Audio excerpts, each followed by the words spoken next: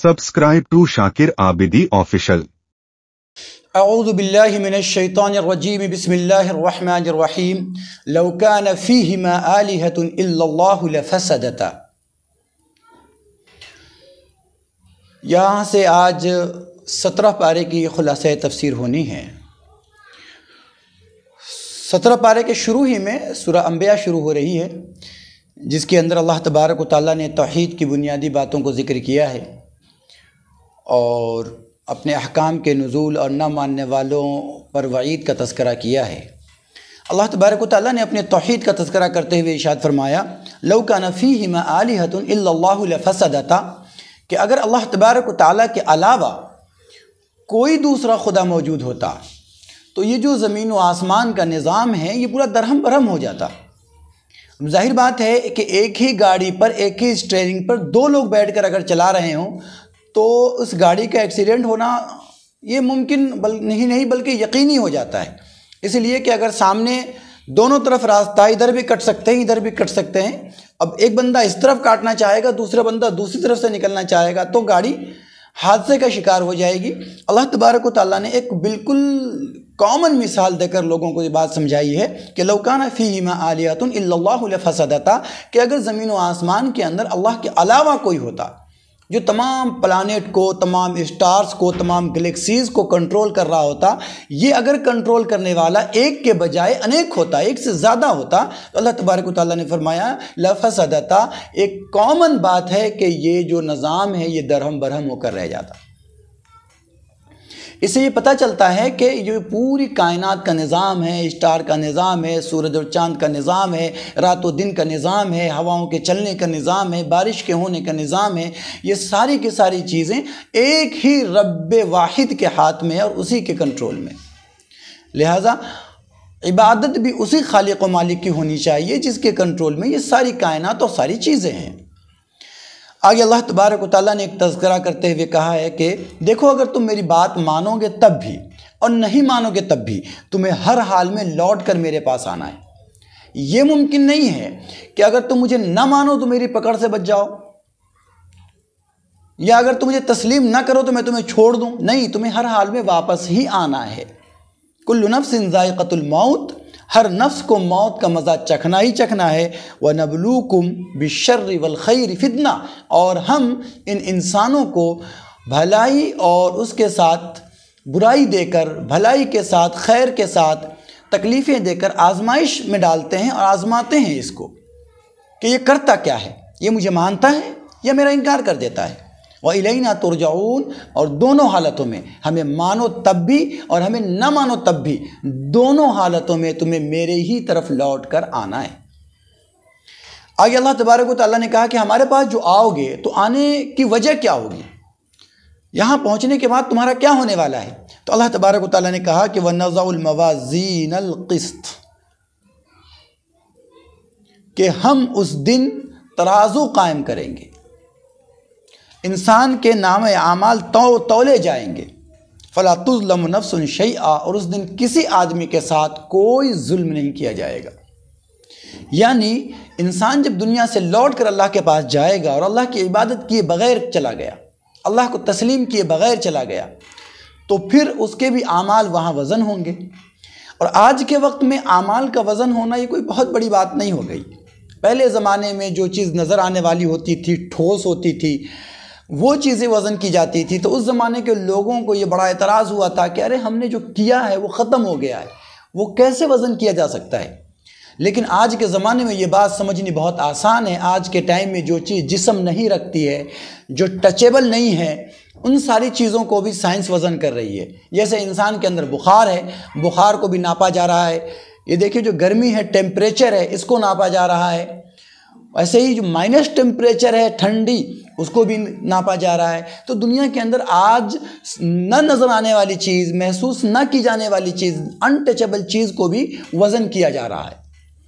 تو اعمال کا وزن ہونا یہ کوئی بہت بڑی بات نہیں ہے، اعمال بھی وزن ہوں گے. تو اللہ تبارک و تعالیٰ نے کہا کہ ہم اس دن کل قیامت کے دن ترازو قائم کریں گے، انصاف کی ترازو. اور اس ترازو کا معاملہ یہ ہوگا کہ فَلَا تُظْلَمُ نَفْسٌ شَيْئًا، کسی آدمی پر کوئی ظلم نہیں کیا جائے گا. جس نے جتنا عمل کیا تھا اس کو برابر برابر دیا جائے گا. تو اگر دنیا سے انسان اللہ کو مانے بغیر چلا گیا تو پھر کل کو اللہ تبارک و تعالیٰ کے ہاں وہ اپنے اعمال کی بنیاد پر پکڑا جائے گا اور پھر اس کا ٹھکانہ جہنم ہوگا۔ اس لیے کامیاب وہ ہے جو اللہ اور اس کے رسول صلی اللہ علیہ وسلم کو مان کر تسلیم کر کے ان کے حکام کے مطابق زندگی گزار کر دنیا سے جائے۔ آگے اللہ تبارک و تعالیٰ نے چونکہ نہ ماننے والوں کے لیے ایک وعید بھی یہاں پر ہے کہ بھائی ہم اس دن ترازو قائم کریں گے اور اس دن جو نہ ماننے والے ہوں گے وہ پکڑے جائیں گے۔ تو اللہ تبارک و تعالیٰ نے آگے کہا کہ نہ پکڑے جانے والے وہی لوگ ہوں گے جو اللہ کو ایک مانتے ہیں، اور اللہ کے ایک ماننے میں ایک بڑا نام حضرت ابراہیم علیہ نبینا علیہ السلام کا ہے۔ تو ان کا واقعہ اللہ تبارک و تعالیٰ نے بہت مناسب حساب سے یہاں پر ذکر کیا ہے کہ حضرت ابراہیم علیہ السلام جہاں رہتے تھے کہ حضرت ابراہیم علیہ السلام کے والد محترم خود بت بنایا کرتے تھے اور ان کی پوری قوم بت پرستی کیا کرتی تھی، پوری قوم بت پرستی کیا کرتی تھی۔ حضرت ابراہیم علیہ السلام نے ان لوگوں سے کہا کہ بھئی یہ کس کی عبادت کرتے ہو؟ اللہ کو چھوڑ کر اللہ کی عبادت کرو کہ عبادت کے لائق وہی ہے جس نے تمہیں پیدا کیا ہے۔ ان لوگوں نے کہا کہ یہ کیا بات ہے، اگر تم اس سے باز نہیں آئے تو ہم تمہیں پتھر مار مار کر ہلاک کر دیں گے۔ لیکن حضرت ابراہیم علیہ السلام پر اس کا کوئی اثر نہیں ہوا، اس لیے نہیں ہوا کہ حضرت ابراہیم علیہ السلام اللہ کی عبادت کو جانتے تھے، توحید کو پہچانتے تھے، اللہ کی عظمت کو جانتے تھے۔ ایسے ہی ایک دن تھا کہ وہ جو قوم کے لوگ تھے ان لوگوں کے عید کا دن تھا اور یہ لوگ سب شہر سے باہر جا کر ایک میلہ لگاتے تھے اور اس میلے کے اندر یہ لوگ رنگ رلیاں مناتے تھے، اپنے خداؤں کی عبادت بھی کرتے تھے اور موج مستی بھی کرتے تھے۔ سارے لوگ میلے کے اندر چلے جاتے تھے، جیسے آج کے وقت میں آپ دیکھیں کہ بہت سے غیر مسلموں کے تہوار کے وقت میں میلے وغیرہ لگتے ہیں اور لوگ خالی کر کے وہاں چلے جاتے ہیں۔ تو ایسے ہی میلہ وغیرہ لگا کرتا تھا۔ تو اس دن ان کے قوم کے لوگوں نے، ان کے رشتہ داروں نے کہا کہ بھائی چلو ابراہیم تو بھی چلو، فنظر نظرۃ فی النجوم، تو انہوں نے آسمان کی طرف ایسا دیکھا کہ پروردگار عالم یہ مجھے کدھر بلا رہے ہیں۔ پھر انہوں نے کہا کہ انی سقیم، نہیں میں نہیں جا سکتا، میرا دل کڑتا ہے اس طرف جانے میں، نہیں جا سکتا۔ تو وہ لوگ سمجھے کہ شاید اس کو کچھ تکلیف ہوگی، اس لیے کہ وہ لوگ اسٹار کے اندر بھی بھروسہ رکھتے تھے۔ آج ہمارا جو نوجوان ہے، ہمارا جو نوجوان طبقہ ہے، چاہے وہ لڑکوں کا ہے یا لڑکیوں کا ہو، یہ آج اسٹار کے اندر بہت بھروسہ رکھتا ہے۔ لوگوں سے معلوم کرتا پھرتا ہے کہ بھئی ہمارا اسٹار کیا ہے، ہمارا اسٹار کیا ہے، ہمارا اسٹار کیا ہے۔ آپ کا کوئی اسٹار نہیں ہے، آپ اللہ کے بندے ہیں، اور اگر آپ صاحب ایمان ہیں تو آپ خود ایک اسٹار ہیں، آپ کا کوئی اسٹار نہیں ہے۔ اللہ نے آپ کو اسٹار بنا کر بھیجا ہے، آپ کو یہ دنیا والوں کے سامنے ثابت کرنا ہے کہ مجھے میرے رب نے اسٹار بنایا اور میں اسٹار ہوں۔ تو یہ جو ستاروں پر آدمی یقین رکھتا ہے کہ بھائی میرا اسٹار یہ ہے اور میرا اسٹار یہ ہے، یہ غلط ہے، یہ اسلامی عقیدے کے بالکل سراسر خلاف ہے۔ تو انہوں نے آسمان کی طرف دیکھا اور گویا کہ اللہ تبارک و تعالیٰ کی طرف انہوں نے خیال کیا کہ پروردگار عالم یہ لوگ مجھے کہاں بلا رہے ہیں۔ تو ان لوگوں نے سمجھا کہ شاید یہ اسٹار کی وجہ سے اس کو کچھ تکلیف ہوگی۔ تو اس نے کہا کہ چلے ٹھیک ہے تم رہو۔ یہ لوگ سب کے سب شہر چلے گئے۔ یہ جب شہر چلے گئے، وہ میلے میں چلے گئے۔ جب یہ لوگ میلے میں چلے گئے تو حضرت ابراہیم علیہ السلام کے دل میں ایک بات آئی کہ یہ جو اللہ کو چھوڑ کر جن کی عبادت کرتے ہیں یہ لوگ، آؤ اس کی خبر لیتے ہیں۔ پھر یہ بت خانے میں پہنچے اور بہت سارے بت وہاں رکھے ہوئے تھے۔ انہوں نے کلہاڑا اٹھایا اور ایک طرف سے سب کو مارنا شروع کیا۔ جتنے بت تھے سب کو توڑ کر زمین پہ بکھیر دیا۔ اس میں جو سب سے بڑا بت تھا اس کو چھوڑ دیا اور کلہاڑا اس کے کندھے پہ لٹکا دیا تاکہ اپنی قوم والوں کو لاجواب کر سکیں۔ جب وہ لوگ واپس آئے، آنے کے بعد دیکھا کہ ہمارے جو بت ہیں، ہمارے جو خدا ہیں تو ٹوٹے پڑے ہیں، تو آپس میں باتیں کرنے لگے کہ بھائی کون ہے جس نے ایسا کیا، ہمارے خداؤں کی یہ درگت کس نے بنائی ہے۔ تو ان لوگوں نے آپس میں ایک جملہ کہا کہ ہاں ایک جوان ہے، اس کو لوگ ابراہیم کہتے ہیں، ہو سکتا ہے کہ یہ اسی کا کام ہو۔ اس جملے سے ایک بات کا پتہ چلتا ہے کہ حضرت ابراہیم علیہ السلام اس وقت لوگوں میں بہت مشہور نہیں تھے اور نہ ہی لوگوں پر ان کا جو ہے بہت بڑا دبدبہ تھا۔ بس لوگ سمجھتے تھے کہ ایسے ہی کلندر سا ایک نوجوان ہے جو ہمارے خداؤں کو برا کہتا پھرتا ہے۔ تو کہا کہ ہاں ایک جوان تو ہے جس کو ابراہیم کہتے ہیں، شاید اسی نے شاید ایسا کیا ہوگا۔ ایک بات یہاں پر سمجھ لینے کی ہے کہ محلے اور سوسائٹی میں، گاؤں اور معاشرے میں ضروری نہیں ہے کہ کوئی بہت بڑے آدمی کا بیٹا ہوگا تب کوئی بڑا کارنامہ انجام دے گا۔ یہ ضروری نہیں ہے کہ کسی بہت بڑے لیڈر کا بیٹا ہوگا تب وہ جا کر لیڈر بنے گا اور کوئی دین کا بڑا کام انجام دے گا۔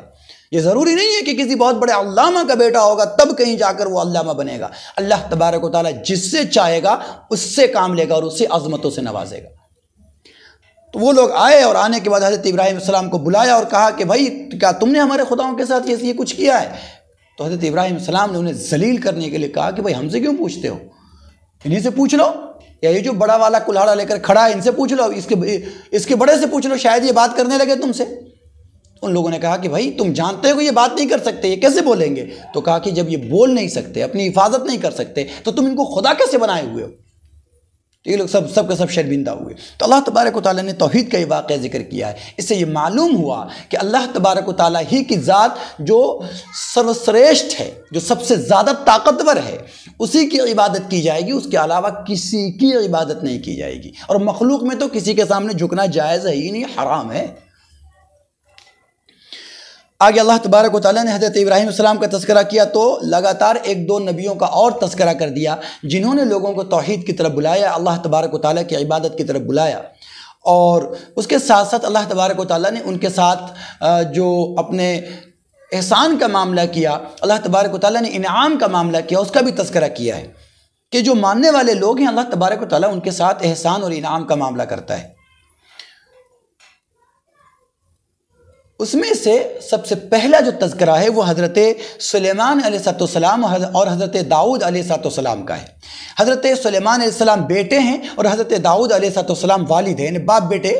یہ دونوں کے دونوں نبی اللہ تبارک و تعالیٰ نے ان پر احسان کیا اور باپ بیٹے دونوں کا نبی بنایا۔ اس میں ایک بہت ہی خوبصورت واقعہ اللہ تبارک و تعالیٰ نے ذکر کیا ہے کہ ایک آدمی تھا جس کی کچھ کھیتیاں تھیں، اور وہ کھیتیاں لہلہا رہی تھی، ماشاءاللہ کھیتی میں بڑی محنت کی تھی اس نے، اور وہ کھیتیاں لہلہا رہی تھی، اور ایسے ہی وقت میں ایک آدمی کی بکریوں نے پورے کھیتیوں کو چر کر برابر کر دیا، کھا کر برابر کر دیا، یعنی بکریاں جھنڈ میں تھی اور وہ پوری کی پوری کھیت کے اندر آئی، چرواہے نے دیکھا نہیں، بکری والے نے دیکھا نہیں، اور ان بکریوں نے پورے کے پورے کھیت کو کھا کر ختم کر دیا۔ اب یہ دونوں حضرت داؤد علیہ السلام کے پاس آئے اور اپنا مقدمہ رکھا۔ کھیت والے نے کہا کہ بھائی دیکھیں ان کی بکری تھی جو پورے کھیت کو کھا کر ختم کر چکی ہے، اب کھیت میں کچھ بھی نہیں ہے، اور ہمارا گزارا اسی کھیت پر ہوتا ہے، اب بتائیے کیا کیا جائے، آپ فیصلہ فرما دیں۔ تو اب ظاہر بات ہے کہ اصول یہی ہے کہ جس آدمی کا جتنا نقصان ہوا ہو اتنے نقصان کی بھرپائی کر دی جائے۔ 2000 کا نقصان ہوا ہے تو 2000 روپے دلوائے جائے،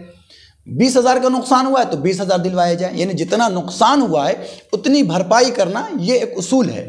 لہذا حضرت داؤد علیہ السلام نے معلوم کروایا کہ کھیتی میں کتنے کا نقصان ہوا ہے۔ جب یہ معلوم کیا گیا تو عجیب اتفاق یہ تھا کہ جتنے کا نقصان ہوا تھا بکریوں کی قیمت بھی اتنی ہوتی تھی۔ لہذا حضرت داؤد علیہ السلام نے فیصلہ کیا کہ یہ ساری بکریاں کھیت والی کو دے دی جائیں، یہ کھیت والی کی بکریاں ہو گئی، اس لیے کہ جتنا نقصان کیا گیا، مثال کے طور پر 20,000 کا نقصان کیا اور بکریوں کی قیمت بھی 20,000 ہے، 1,00,000 کا نقصان کیا اور بکریوں کی قیمت بھی 1,00,000 ہے، تو ظاہر بات ہے کہ اتنا دے دینا پڑے گا اسے۔ تو حضرت داؤد علیہ السلام نے یہ فیصلہ فرمایا کہ یہ ساری کی ساری بکریاں کھیت والے کو دے دی جائیں۔ اب ظاہر بات ہے جو بکریوں والا تھا وہ بالکل خالی رہ گیا کہ یہ کیا، میں نے اتنی دنوں تک بکری کی خدمت کی، بکری کو پالا پوسا، اور ایک دن بکری نے اگر کھا لیا تو پوری بکری میرے ہاتھ سے نکل کر چلی گئی، بڑا مایوس ہوا وہ۔ وہاں سے دونوں نکل کر آئے، حضرت سلیمان علیہ السلام سے ملاقات ہو گئی، پوچھا کیا معاملہ ہے، تو ان دونوں نے بتایا کہ ایسا ایسا معاملہ ہے، حضرت داؤد علیہ السلام نے یہ فیصلہ کیا ہے کہ یہ ساری کی ساری بکریاں کھیت والے کو دے دی جائیں۔ حضرت سلیمان علیہ السلام نے کہا کہ میں اگر ہوتا تو کچھ اور فیصلہ کرتا۔ حضرت داؤد علیہ السلام کو معلوم ہوا، پوچھا تم کیا فیصلہ کرتے، تو کہا اگر آپ کہیں تو میں فیصلہ کر دوں۔ حکم ہوا کہ ٹھیک ہے فیصلہ کرو۔ تو حضرت سلیمان علیہ السلام نے فیصلہ کیا، کہا کہ جو بکریاں ہیں یہ کھیت والے کو دے دی جائیں، اور کھیت والا اس بکری سے دودھ پیتا رہے، اپنا گزارا کرتا رہے، اور یہ جو بکری والا ہے اس کے حوالے یہ کھیت کر دی جائے، اور کھیت کے اندر یہ سینچائی کرے، بیج بوئے، فصل لگائے، اس کے اندر محنت کرے، اور جب کھیتی بڑھ کر اتنے ہی پہ آ جائے جتنے پہ بکریوں نے کھایا تھا تو بکری والے کو بکری واپس کر دی جائے اور کھیت والے کو کھیت واپس کر دیا جائے۔ حضرت سلیمان علیہ السلام کا یہ فیصلہ بکری والے اور کھیت والے دونوں کو پسند آیا، اور حضرت داؤد علیہ السلام کو بھی بہت پسند آیا۔ اللہ تبارک و تعالیٰ نے کہا وَفَفَحَمْنَاهَا سلیمان، کہ ہم نے اس واقعے کی جو بہت بہترین سمجھ عطا فرمائی وہ حضرت سلیمان علیہ السلام کو عطا فرمائی۔ تو آدمی جب انصاف کرے، حالانکہ دونوں فیصلے صحیح تھے، اس میں سے غلط کوئی فیصلہ بھی نہیں ہے، لیکن جو پہلا فیصلہ تھا وہ انصاف پر مبنی تھا، اور جو دوسرا فیصلہ تھا وہ انصاف کے ساتھ ساتھ دونوں کے مالی حیثیت اور اس کے تقاضے پر مبنی تھا، مصلحتوں پہ مبنی تھا۔ تو اس کا تذکرہ اللہ تبارک و تعالیٰ نے کیا، وَدَاؤُودَ وَسُلَيْمَانَ اِذْ يَحْكُمَانِ فِي الْحَرْثِ اِذْ نَفَشَتْ غَنَمُ الْقَوْمِ، کہ جب ایک قوم کی بکری نے ایک آدمی کے کھیت کو کھا کر ختم کر دیا، تو ایسی صورت میں حضرت سلیمان اور حضرت داؤد علیہ السلام نے فیصلہ کیا، اور اس فیصلے کا بہترین پہلو ہم نے حضرت سلیمان علیہ السلام کو سمجھایا۔ آگے اللہ تبارک و تعالیٰ نے حضرت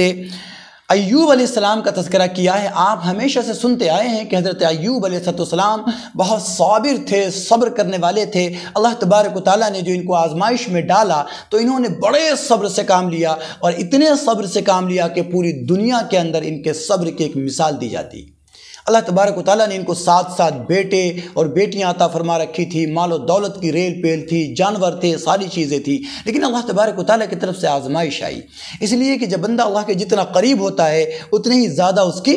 آزمائش ہوتی ہے۔ اللہ کے نبی صلی اللہ علیہ وسلم نے خود ہی ارشاد فرمایا، شد البلا،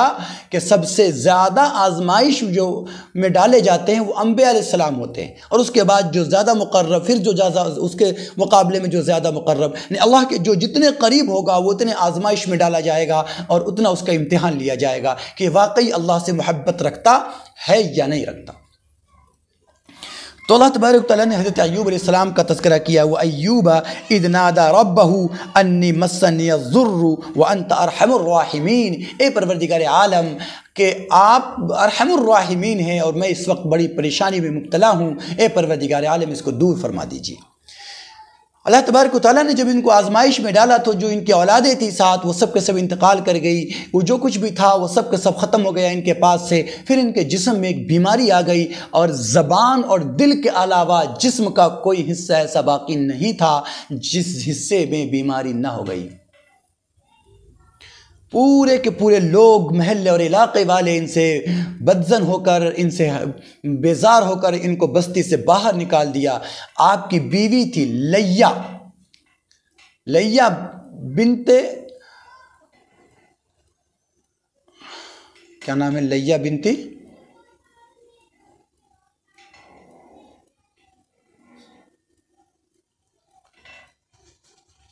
اٹھارہ 17 پہ کاٹنا ہے، دیکھیے۔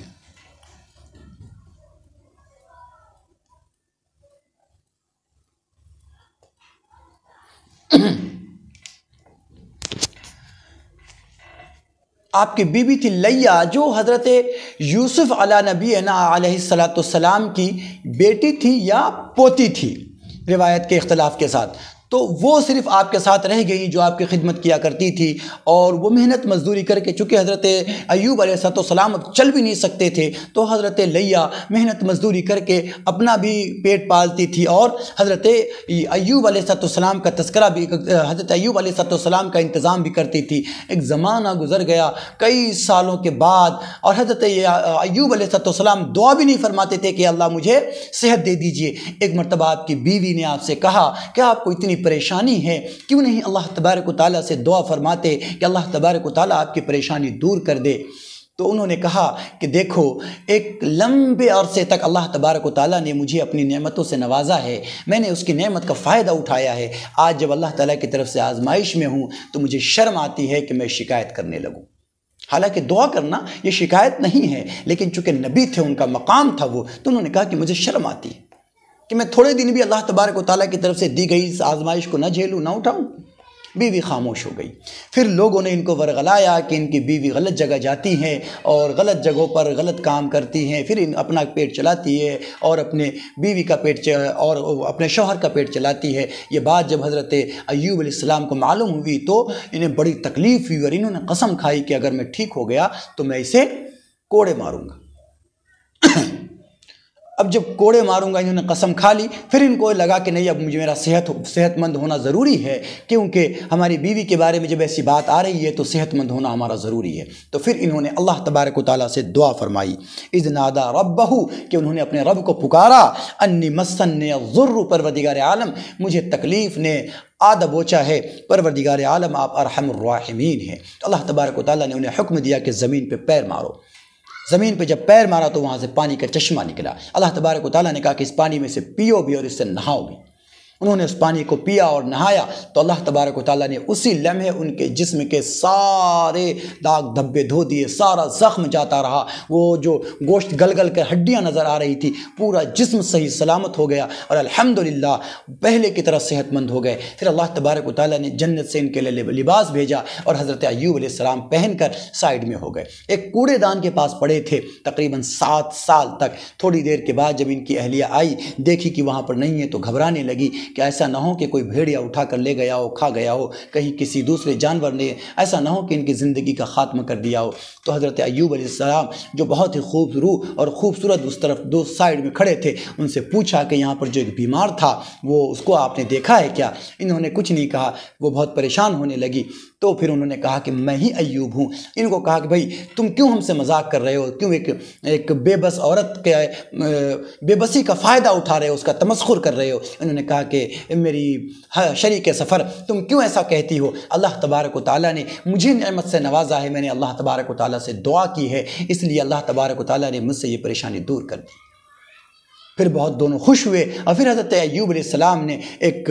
پتلی لکڑیوں کا ایک گٹھرا بنایا، کیونکہ معلوم ہوا کہ ان کی بیوی کچھ ایسا نہیں کرتی تھی، ان تک جو افواہ پہنچی تھی وہ غلط تھی، تو وہ گٹھرا بنا کر ان کے جسم پر ایک مرتبہ ایسا لگایا اور اللہ تبارک و تعالیٰ سے جو قسم کھا لیا تھا کہ میں ضرور 100 ماروں گا، اس قسم کو انہوں نے اس طریقے سے پورا کیا۔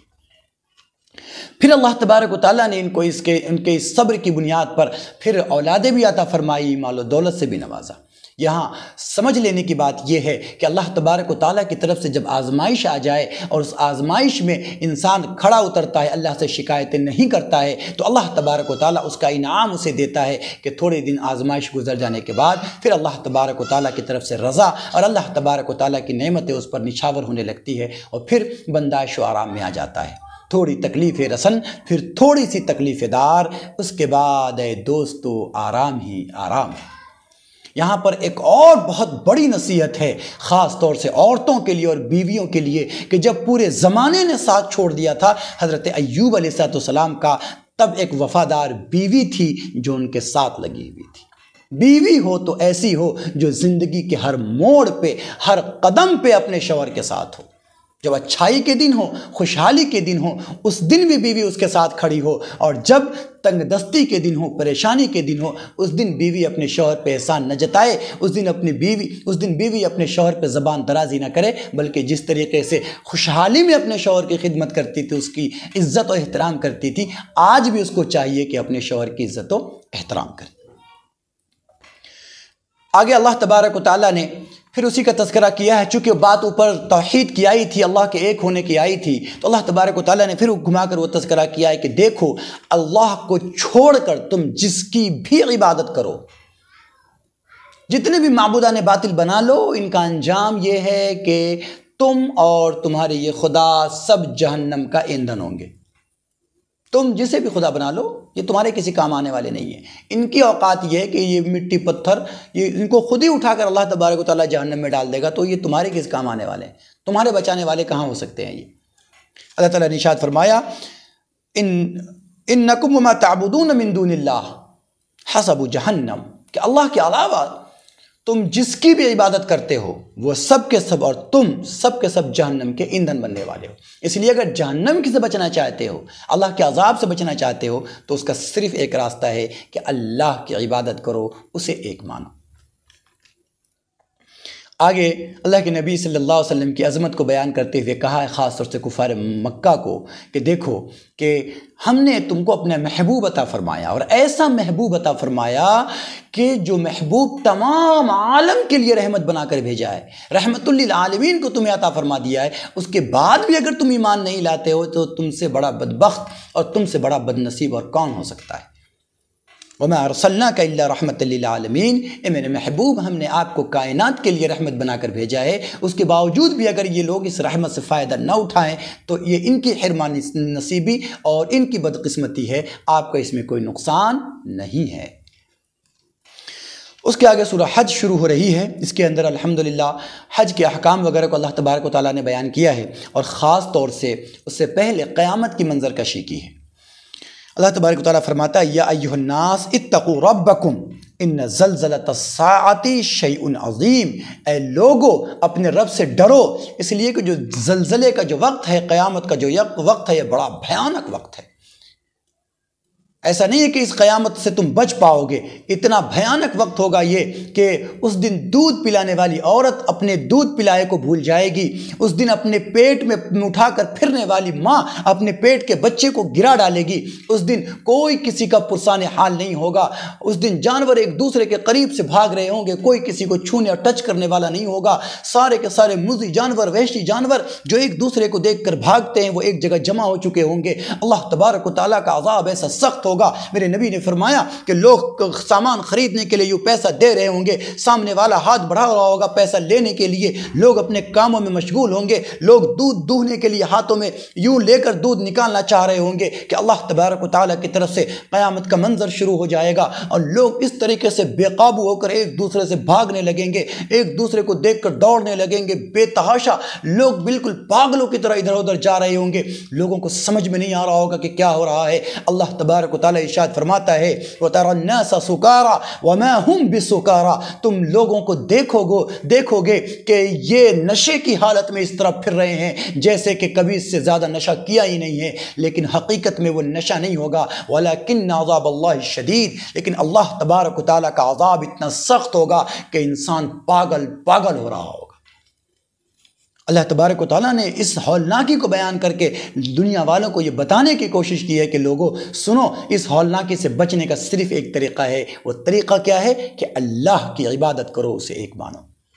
محمد رسول اللہ صلی اللہ علیہ وسلم کی پیروی کرو اور اس کے مطابق زندگی گزارو۔ پھر اللہ تبارک و تعالیٰ نے کہا کہ ایسا نہیں ہے کہ قیامت آ گئی یا قیامت سے پہلے تم مر گئے تو بس اسی وقت معاملہ ختم ہو گیا، ایسا بھی نہیں ہے، بلکہ قیامت آئی، تمہاری موت قیامت میں آئی، یا ایسے مرے تمہارے لیے قیامت صغری یہی ہے، تو دونوں صورتوں میں تمہیں ہر حال میں، تم اب مرو یا قیامت میں تمہیں موت آئے، تمہیں ہر حال میں ہمارے پاس لوٹ کر آنا ہے اور ہم تمہیں دوبارہ زندہ کریں گے، معاملہ یہیں ختم نہیں ہو جاتا۔ یا ایھا الناس ان کنتم فی ریب من البعث فانا خلقناکم من تراب، اس کے اندر اللہ تبارک و تعالیٰ نے انسانوں کی پیدائش کے پورے پروسیس کو ذکر کیا ہے کہ تم یہ نہ سمجھو کہ تم مر کر ختم ہو جاؤ گے، تم اگر اس بارے میں شک میں ہو کہ تم دوبارہ پیدا نہیں کیے جاؤ گے تو یہ تمہارا شک بیجا ہے، بیکار کا شک ہے، اس لیے کہ تم وہی ہو جس کو اللہ تبارک و تعالیٰ نے ایک مٹی سے پیدا کیا، اور مٹی سے کیسے پیدا کیا کہ تمہاری تخلیق میں مٹی شامل کی، تمہاری ماں، تمہارا باپ جو غذا کھاتا ہے، جو کھانا کھاتا ہے، اس سے انسان کے جسم میں خون بنتا ہے، پھر اس خون سے انسان کے جسم میں منی کا قطرہ بنتا ہے۔ اللہ تعالیٰ نے پھر پورے پروسیس کو ذکر کیا کہ اس منی کے قطرے کو اللہ تبارک و تعالیٰ تمہارے ماں کے رحم میں پہنچاتا ہے، اور پھر وہاں جانے کے بعد وہ پہلے خون کا لوتھڑا بنتا ہے، پھر گوشت کا لوتھڑا بنتا ہے، پھر اس گوشت کے لوتھڑے کے اندر اللہ تبارک و تعالیٰ ہڈی لگاتا ہے، پھر اسے بڑا کرتا ہے، اور پھر بڑا کرنے کے بعد اس کے اندر آنکھیں بناتا ہے، زبان بناتا ہے، ناک بناتا ہے، کان بناتا ہے، دل بناتا ہے، گردے بناتا ہے، پھیپھڑے بناتا ہے، تمام جسم کے اعضاء بناتا ہے، انگلیاں بناتا ہے، ہونٹ سجاتا ہے، ناک بناتا ہے، بھویں بناتا ہے، پلکیں لگاتا ہے، یہ ساری چیزیں اللہ تبارک و تعالیٰ ماں کے پیٹ میں کر دیتا ہے،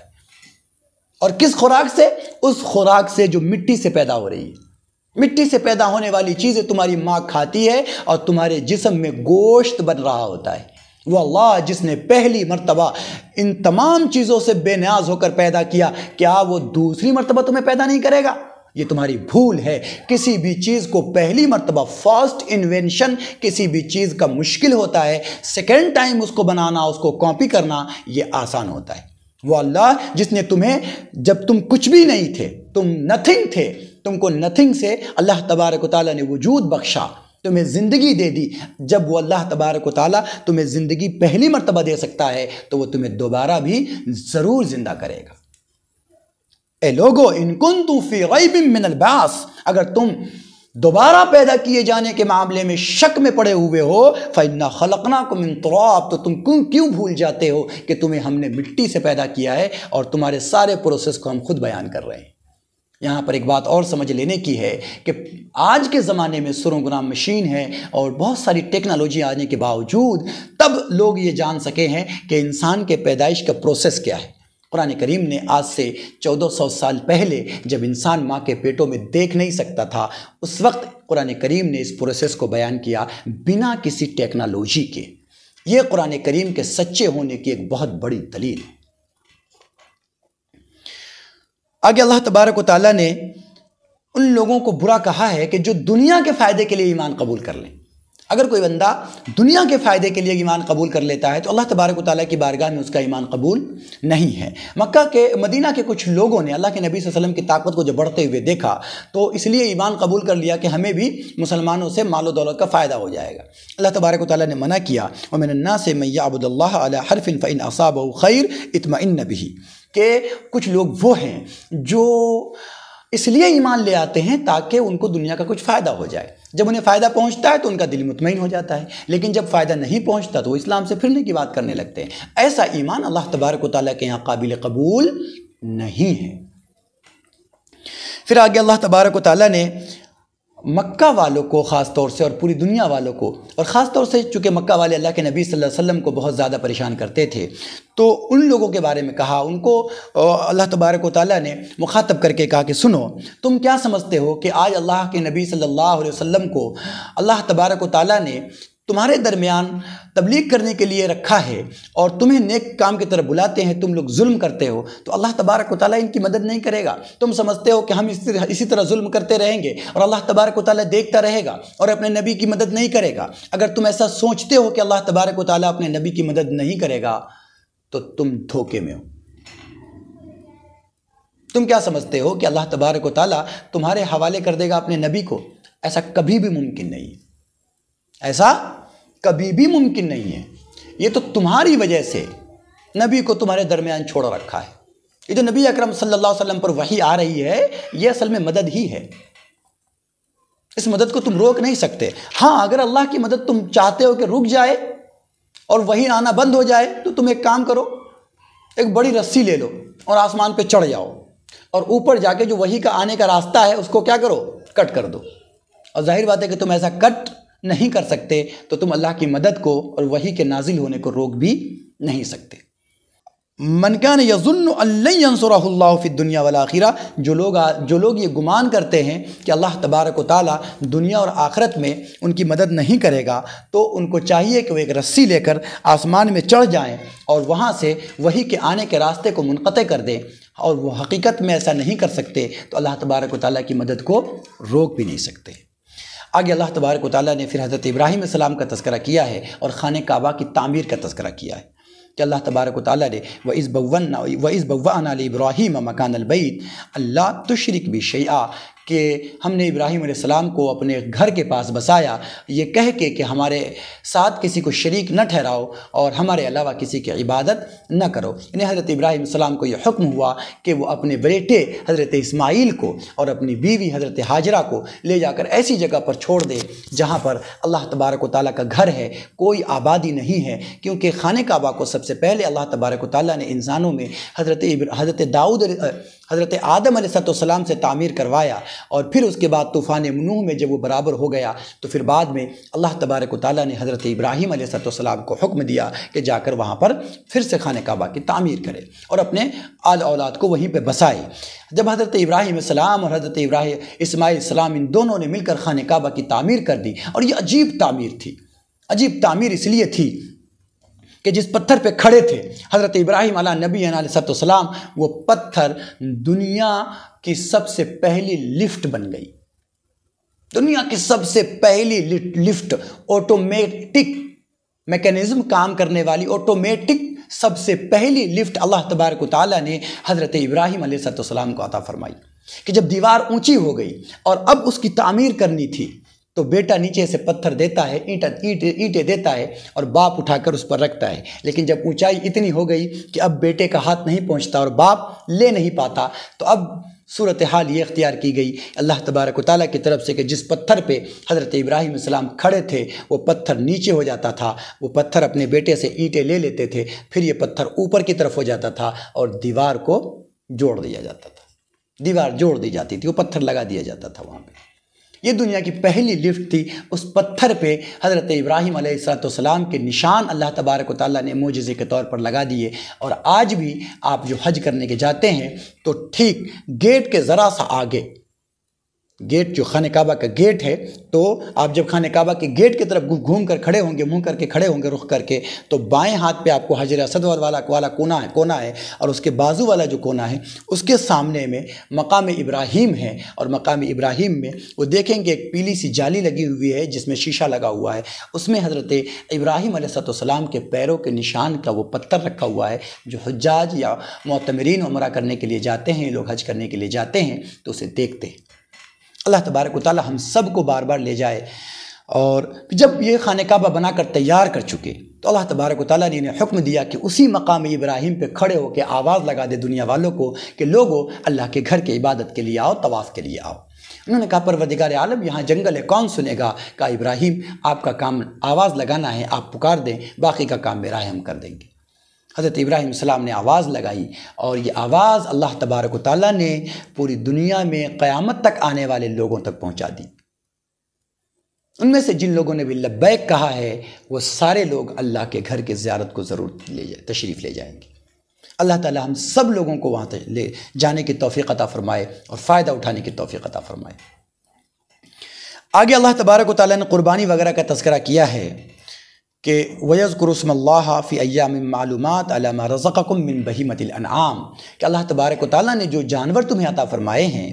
ان جانوروں کو اللہ کے راستے میں قربان کرو، اور مخصوص دنوں میں۔ اور مخصوص دن کون سے ہیں؟ 10، 11، 12 3 دن یہ قربانی کے دن ہیں، ان دنوں میں اللہ تبارک و تعالیٰ کے لیے قربانی کرو۔ اور سنو، یہ جو ساری نیکیاں ہیں یہ نیکیاں اس وقت بنیں گی جب اللہ تبارک و تعالیٰ کے لیے تمہاری نیت خالص ہو۔ آگے اللہ تعالیٰ نے کہا لَن يَنَالَ اللَّهَ لُحُومُهَا وَلَا دِمَاؤُهَا وَلَكِنْ يَنَالُهُ التَّقْوَىٰ مِنكُمْ کہ تم جو قربانی کرو گے یا کوئی بھی عمل کرتے ہو تو اس عمل کا نہ خون، نہ گوشت، نہ تمہارا اٹھنا بیٹھنا، نہ تمہارا مال، یہ کوئی چیز اللہ کے پاس نہیں پہنچتا بلکہ تمہارا تقویٰ پہنچتا ہے۔ یہاں پر ایک بات کلیئر ہو گئی کہ جو لوگ یہ کہتے ہیں کہ قربانی کا پیسہ اٹھا کر کسی کو دے دیا جائے اس کا بھلا ہو جائے گا، تو یہ بات درست نہیں ہے۔ جس کے ساتھ آپ کو بھلائی کرنی ہے وہ الگ کرے، اور جس کو اللہ نے توفیق دی ہے قربانی کی وہ قربانی الگ کرے، اس لیے کہ جو پیسہ آپ نے دیا ہے وہ بھی اللہ کے پاس نہیں پہنچے گا، یہ گوشت جو آپ ذبح کر رہے ہیں اللہ کے لیے یہ بھی اللہ کے پاس نہیں پہنچے گا، تمہاری نیتیں پہنچنے والی ہیں، اور نیت میں اسی نیت کا اعتبار ہے جو اللہ کے حکم کے مطابق ہو۔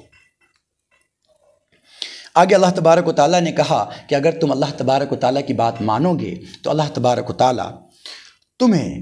دنیا میں غالب کر دے گا۔ اور غالب کرنے کا طریقہ یہ کہا اللہ تبارک و تعالیٰ نے کہ مکہ کے اندر جب مسلمانوں پہ بہت ظلم کیا جا رہا تھا اور پھر مکہ سے مسلمان ہجرت کر کے مدینہ آ گئے تو اللہ تبارک و تعالیٰ نے آیت نازل فرمائی اذن للذین یقاتلون بانہم ظلموا وان اللہ علی نصرہم لقدیر کہ جن لوگوں پر بہت ظلم کیا گیا ہے اللہ تبارک و تعالیٰ ان کی مدد کرنے پر قدرت رکھتا ہے، اللہ ان کی مدد کرے گا، اور انہیں اجازت دی جاتی ہے کہ اب ظلم کرنے والے کا جواب دیا جائے۔